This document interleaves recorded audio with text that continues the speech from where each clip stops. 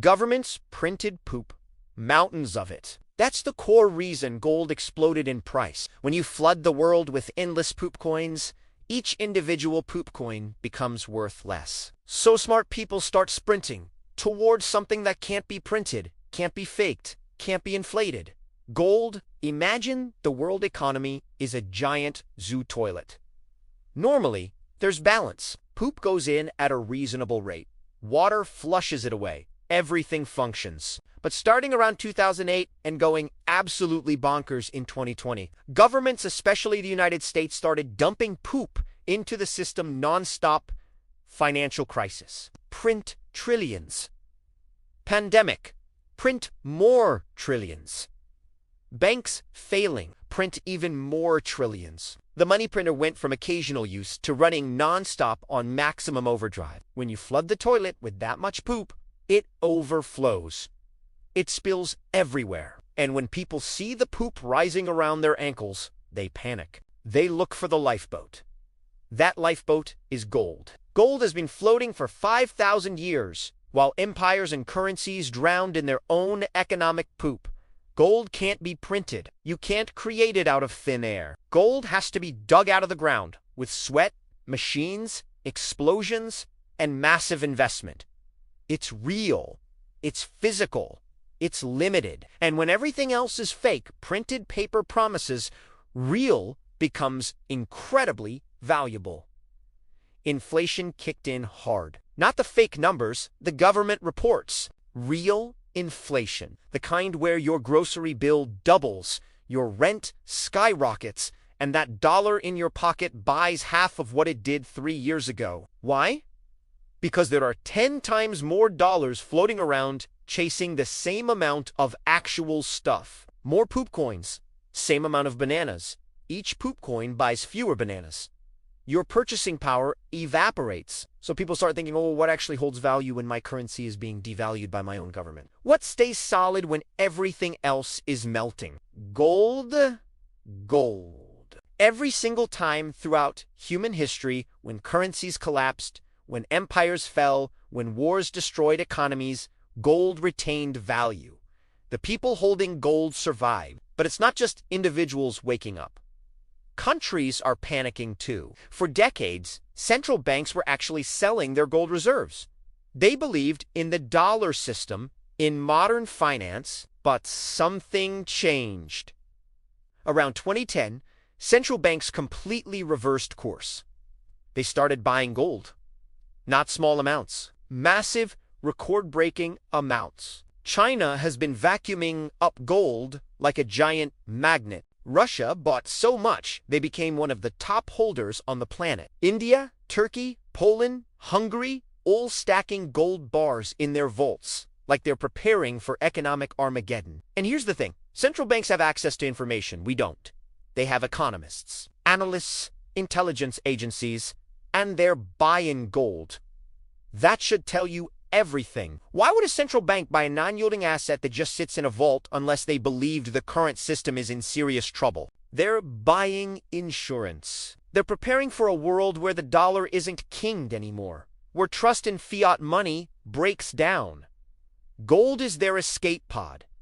Then there's the debt. The United States alone is sitting on over $30 trillion in national debt. That number is so incomprehensibly large, it's basically meaningless. The government adds another trillion every few months now.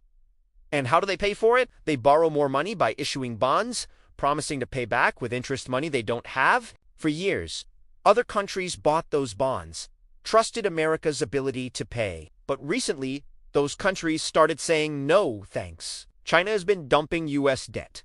Japan is hesitant. They're re-looking at America printing money to pay debt created by printing money and realizing this is a financial death spiral. So who buys the debt now? The Federal Reserve, America's own central bank, buys its government's debt with money it creates from nothing. It's the economic equivalent of writing yourself a check and calling yourself rich. It's insane. It's unsustainable. And smart people see it. When people lose faith in the system, when they see the whole thing is built on promises backed by nothing but military power and fading credibility, They flee to tangible assets. Gold, being the king of tangible, gets the biggest inflow. Then you've got geopolitical chaos. Russia invading Ukraine, China eyeing Taiwan, Middle East conflicts, U.S. political dysfunction, Europe struggling with energy crises, global supply chains breaking. When the world looks unstable, when war seems possible, gold goes up. Always has, always will, because in times of chaos, people want something real they can hold. Let's talk supply and demand. Gold supply is relatively fixed. We mine about 3,000 tons per year globally, and that number isn't increasing. Major new gold discoveries have slowed dramatically.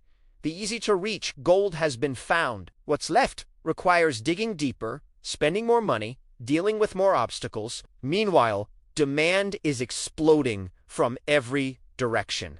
Jewelry demand remains strong. Industrial demand for electronics keeps growing. Investment demand from individuals and institutions is skyrocketing. Central bank buying is at record levels. Everyone wants gold, and there's only so much to go around. When demand outstrips supply, prices rise. Here's something most people miss. Gold is priced in dollars. When the dollar weakens, which it has been doing because of all the printing and debt, gold's dollar price rises, even if gold's intrinsic value stays the same. It's like measuring something with a shrinking ruler. The ruler gets smaller, so the measurements appear larger. The dollar is the shrinking ruler constantly being devalued, and gold is what we're measuring against it. Add to this the institutional money flowing in. Hedge funds that laughed at gold 10 years ago are now allocating significant portions to it. Family offices managing billionaire wealth are buying. Pension funds are diversifying into gold. These aren't dumb people. They have access to the best research and inside information. And they're buying gold because they understand what's coming. What's coming is more inflation, more currency debasement, more financial instability, more geopolitical tension, and possibly a complete restructuring of the global monetary system. When that happens, you want to be holding assets that have survived every previous restructuring in human history. Gold qualifies. Paper currencies do not. There's also a psychological momentum effect. Once gold starts rising, it attracts attention. People see headlines about gold hitting new highs, and suddenly everyone wants some.